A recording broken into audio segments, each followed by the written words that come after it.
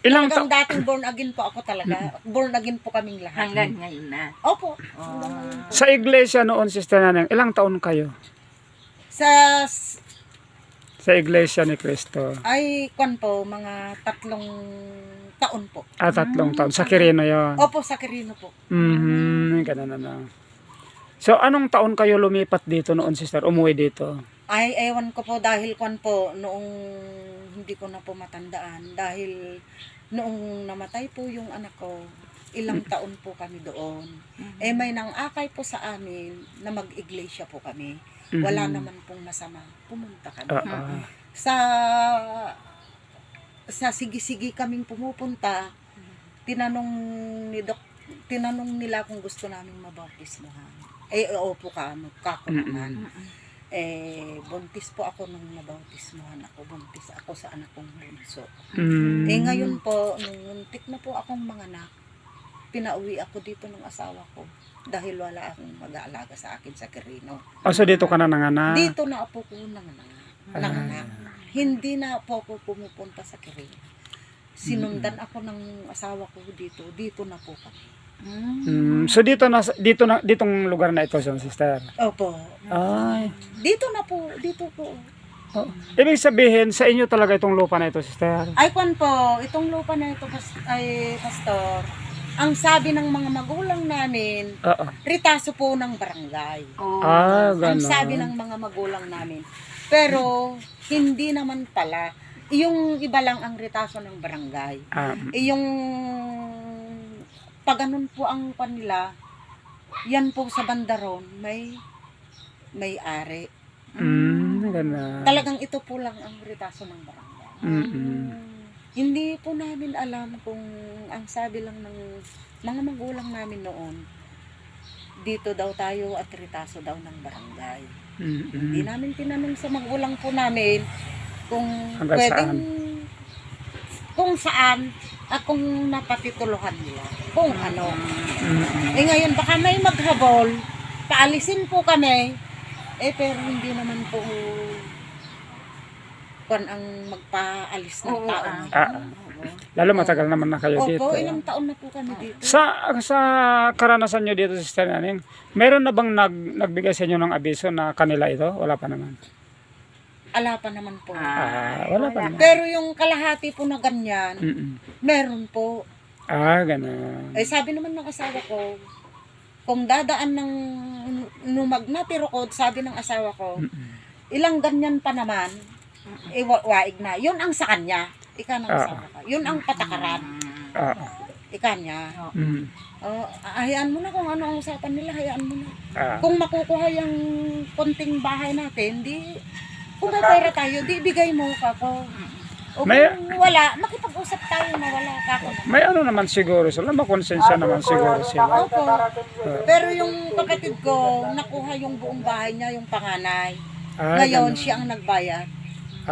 Ang sabi niya, kung makukuha naman yung konting bahay ko, sabihin mo kung may pera ako at babayaran ko.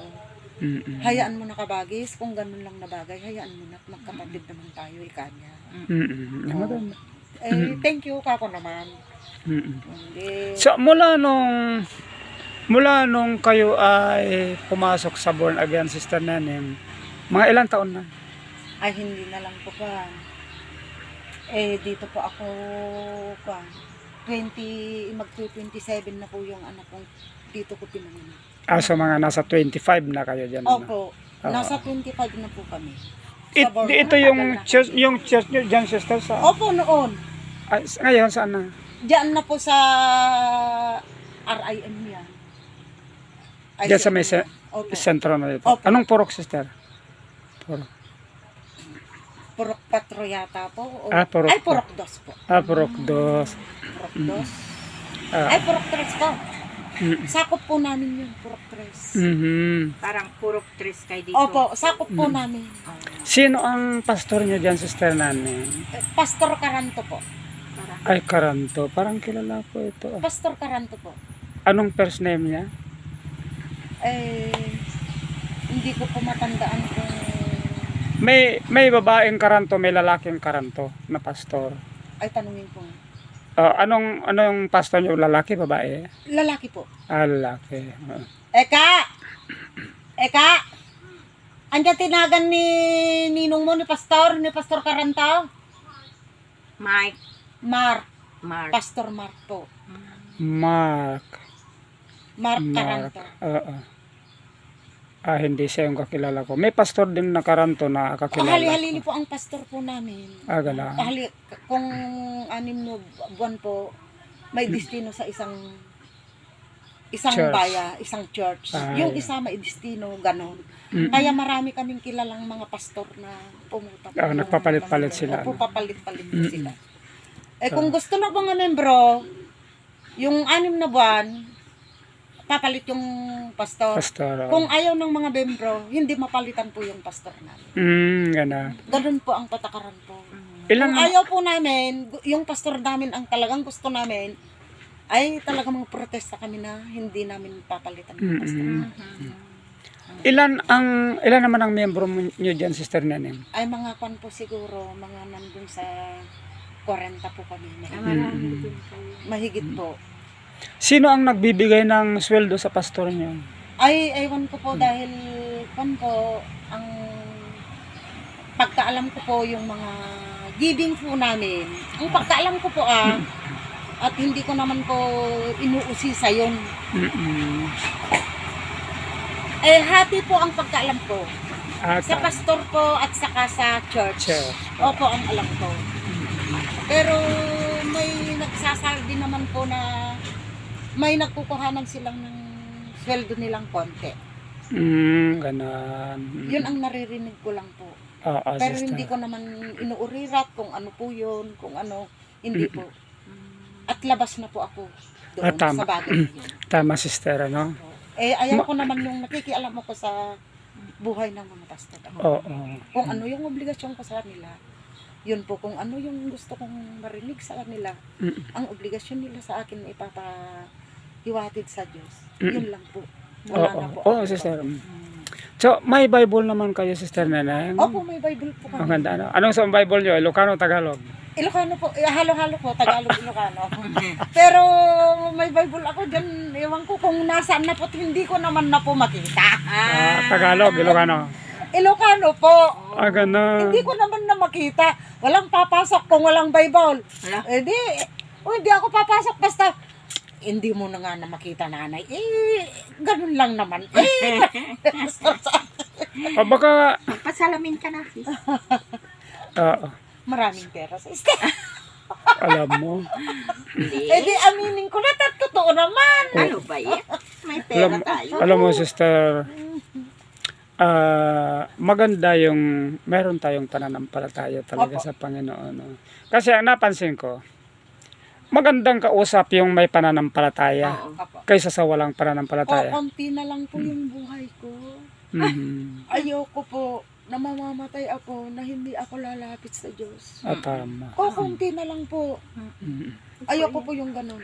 Kaya sinasabi ko sa mga anak ko, na kahit born again lang, papasok kayo. At hindi naman tayo yayaman. Kung yayaman kayong mga anak ko, thank you Lord. Kung kaming mga ama ninyo, hindi ko nahanga din yung talagang yayaman. Matatanda. 61 po yung asawa ko, 59 ako. Bakit ko pa din po ang yayaman yung mga anak ko na lang? Magsi-60 ka na rin.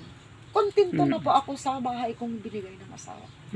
At kontento na din po ako sa 300, 400 na ibinibigay ng asawa ko sa araw-araw sa akin. Maganda na. Kontento Maganda na na, po ako. Sister. Maganda At saka na. yung naririnig ko sa Diyos, kontento na po ako. Saka kung gusto kong mamasyal, wala na pong sa buhay sa mga anak na maliliit. Gusto kong mamasyal araw-araw po. Tama. Yun na lang po ang kailangan ko sa buhay ko. At Ngayon, ibigay ko na po sa mga anak ko ang kailangan nila. Pero yung kayamanan po, hindi ko po naibigay. Pinalaki ko po sila. Pinag-aral ko sila. Pinakain ko sila. Pinagchinelas ko po sila. Naibigay ko na po sa kanila. Pero yung kayamanan na hinahangan po nila, hindi ko po naibigay. Dahil mahirap nga po ako. Wala. Ang gusto kong ibibigay po sa kanila, makakon sila sa Diyos. Oo.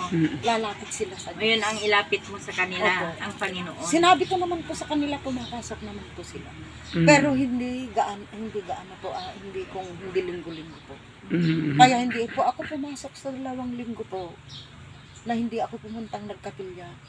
Nung unang linggo po, nagtatai po ako. Masakit po ang tiyan ko. Ayaw kong pupunta ako sa kapilya na nagtatai ako. Diyos ko, patawarin mo ako. Paimbagin, apo dati buksit ko kako sa Diyos. Eh ngayon,